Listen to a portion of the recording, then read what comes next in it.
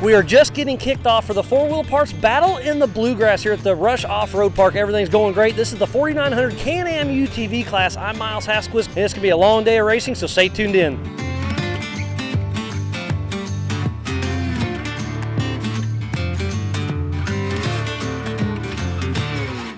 So we've got Jamie McCoy here. You've been through around a bunch. How's the track out there?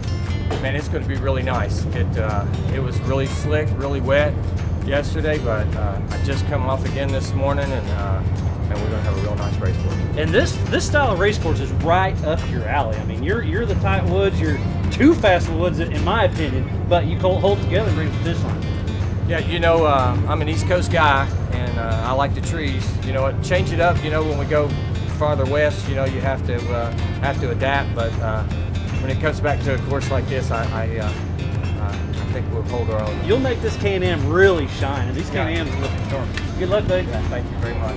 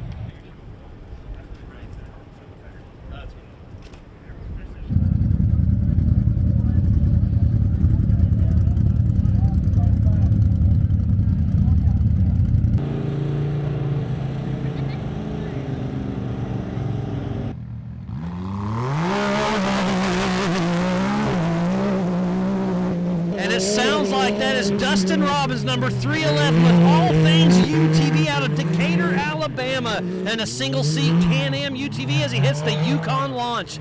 Takes the safer left-hand line, but all over the throttle.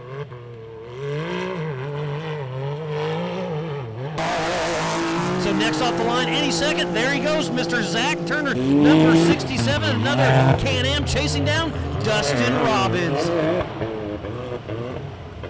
And here comes number 502, Mad Ram 11, James Cantrell, out of Louisville, Kentucky, in that brand new Polaris PXP. He had a little tumble in Trail 39 and still qualified third, and it's going to be a fun race. We've got 3 cars on course out of roughly 36 UTVs for the 4900 Can-Am UTV class. Up next is another crowd favorite, especially in the woods, number 70, Jamie McCoy with John Boy. And another Can-Am. There goes number 574, Kyle Hathaway. So I believe we have 5 cars out on course. First and second were Can-Ams out front on the pole with Dustin Robbins. Speaking of Dustin Robbins, I can see him coming down Trail 39 as we speak. And he's closely followed. That's probably Zach Turner right behind him, closely behind. On screen now is number 6, Philip Poe, taking off, hitting the Yukon launch. So Dustin Robbins heading up the MBRP Horsepower Hill. So there is action everywhere you look. There goes the number 823 of Levi Metzinger. And you can see James Cantrell is also coming down Trail 39 as well. So probably closely behind will be Jamie McCoy. There's Trail 39 on camera. So sorry we're bouncing around a little bit, but there's action everywhere you look. This is an 8.7 mile loop.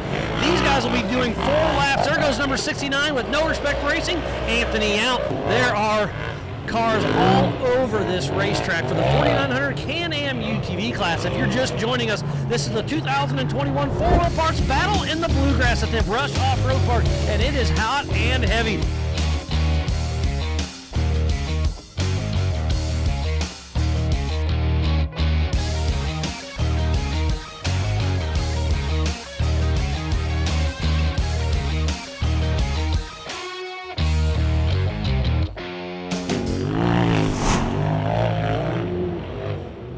Number 375, that's Josh Owen taking off, heading up the Yukon launch. There is on screen Anthony Out, number 69 with No Respect Racing. I believe he's the only single seat RS1 naturally aspirated car, and he qualified in the top 10 as he heads up the MRP Horsepower Hill.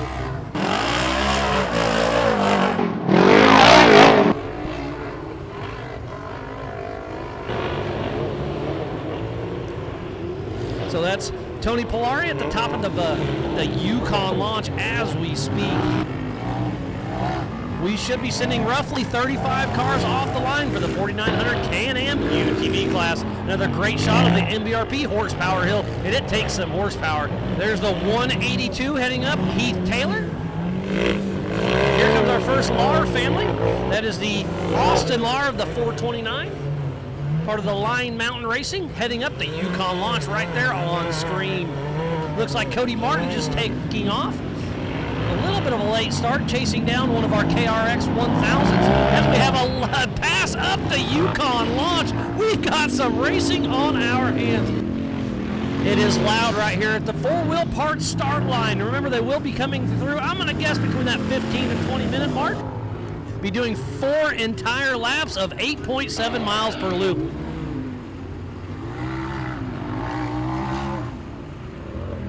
That is the MBRP Horsepower Hill. These cars are already getting harder to tell who's who.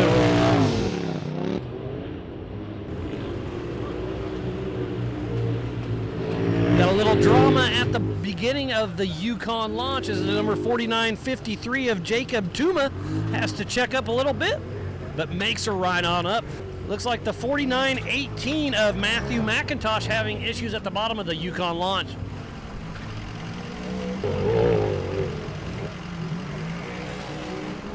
So it looks like we have a little bit of drama in the middle of Trail 39. We're trying to get him righted, but we had to send a few guys up and around.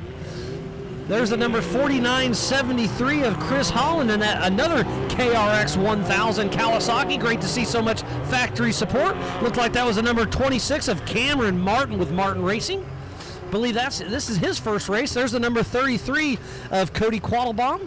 Got directed around the traffic in 39 where our recovery crew is working hard. There's Martin up and out of the Yukon launch. Next up is number 101 of Todd Beckett. He did not qualify yesterday, so he is taking a rear start. But remember, this race is on adjusted time, so in 20-second increments.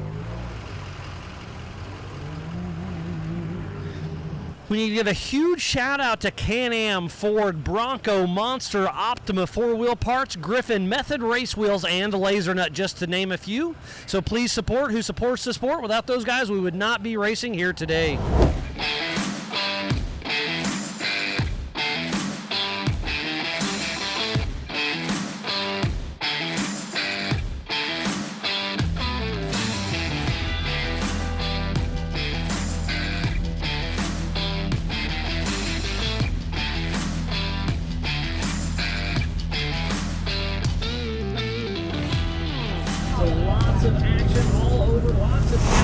PCI race radios. This is the 2021 4-wheel parts battle in the Bluegrass at the Rush Off-Road Park. Thank you everybody tuning in all over the world.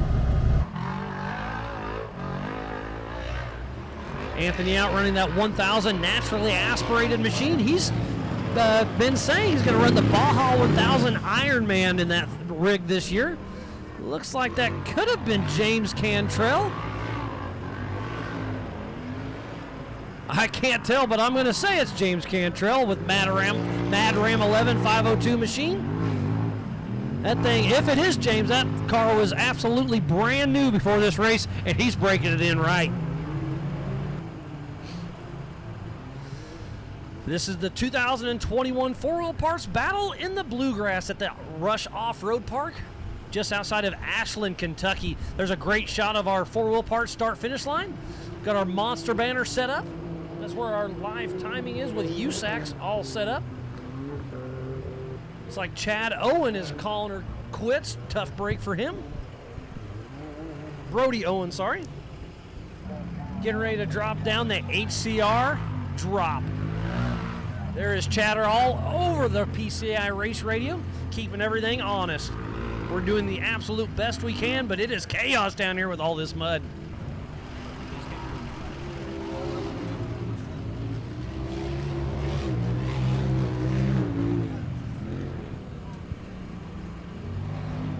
So there's the Rigid Ridge coming into the HCR drop as we speak. Oh. Looks like we have some More steering issues. Yeah.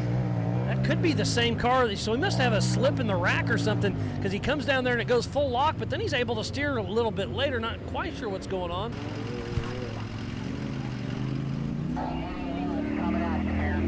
So Chris McDaniel heading out of the HCR hot pits, but going into the Yukon launch, it's 101, going to be a drag race up the Yukon launch. That is Todd Beckett. We've got action everywhere. This is turning into be one heck of a race. I'm loving it. As we're watching a Can-Am heading straight at us out of Trail 39. That left line on your right is the driest line of all. It's starting to get broken just a little bit. I believe that's Todd Beckett.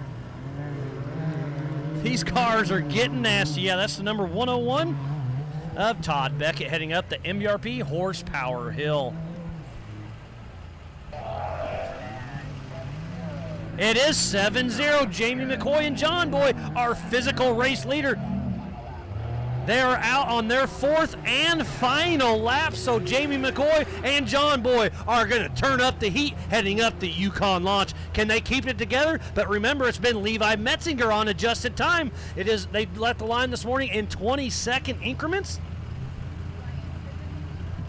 I believe this is 7665 of Chris McDaniel. So we have the 7665 of Chris McDaniel. He came into the hot pits. He's the one that looked like he was having some steering issues coming down the Rigid Ridge. And the HCR hot pits are jacking up the front end and giving her a look, but he's definitely having something wrong in the rack.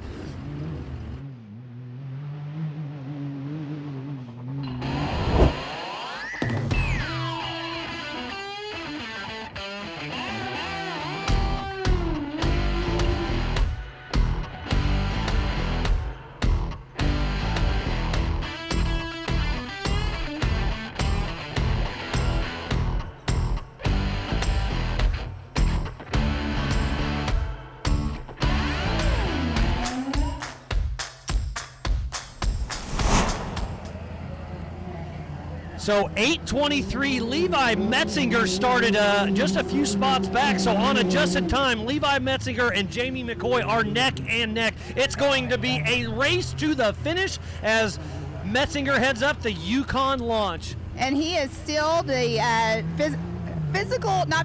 on time, adjusted time leader right now. But Jamie McCoy's out front. It's going to be down to the wire. I know Jamie McCoy and John Boy are talking to each other saying, this is our lap to push, but Levi Metzinger is running one heck of a race. So can he hold his adjusted time? We'll see. It's going to be down to the wire, Pam. It's definitely going to be down to the wire, but it's like, how hard do you actually push? You have one lap to go. Do you push it super hard and try to make up a little bit more time somewhere else? This is the final lap. You're going to push hard. You want to save the car, but you've saved the car. It's your last lap. You've already seen the course 3 times. You're going to push hard all the way to the finish line. Here comes number 502, James Cantrell. That's physically third position.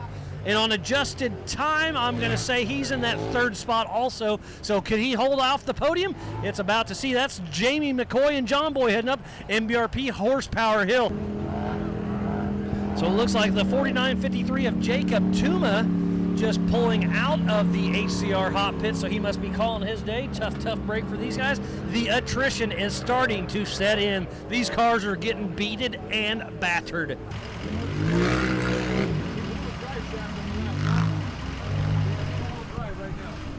So Levi Metzinger just getting a little info from his pit crew. Levi Metzinger blew up front drive shaft, so he is 2-wheel drive only, but he was coming through on adjusted time in first place, but it looked like Jamie McCoy's car was healthy, so it's going to be down to the wire. So tough break for Metzinger. He's raced one heck of a race, and now he's only in 2-wheel drive, but still out front. What a day he's got. That young man's running strong. But Jamie McCoy and John Boy are trying to put some time on him. That's why he struggled a little bit on that MBRP Horsepower Hill.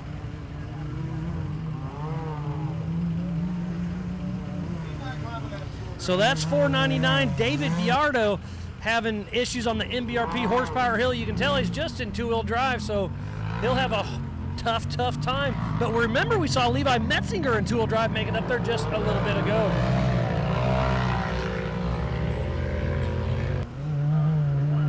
So I see somebody up coming down the rigid ridge. Could that be Jamie McCoy? It's hard to tell.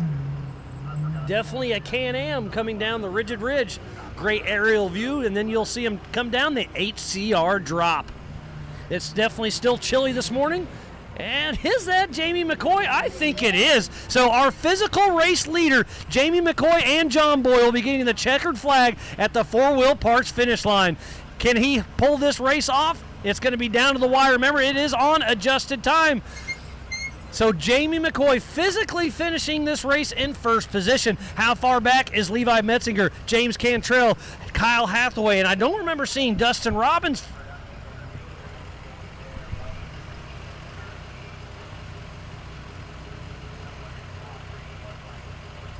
So Jamie McCoy and John Boy have just finished 35 miles of some of the most brutal race course we could throw at you here at the Rush Off-Road Park.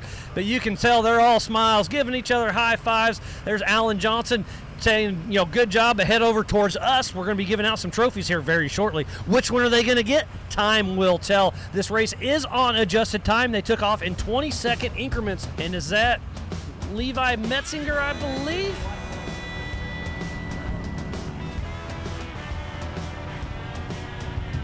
And all these drivers just look completely beaten and battered.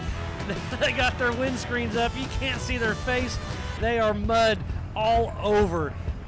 Like I said, it's probably only about 45 degrees right now. It's super cloudy, not much sun. These guys are chilly. Car 70 is first place. Car 823 is second place. Car 296 is third place. Those are official results. So it sounds like it is official. First place goes to Jamie McCoy.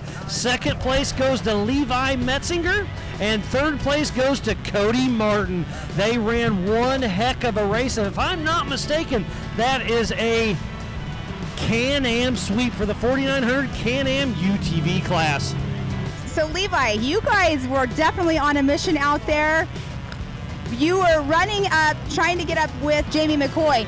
Now, your pit crew came over. You were having an issue. What was going on with your car on that last lap? On the third lap, we broke. I think we broke a diff, so we had two-wheel drive the last lap and a half. And I think we were leading on adjusted time, and we were charging hard as we could. And we got to these hills, and I said, well, we just got to hit it with momentum, so hang on. And we got up, and I think we're in second.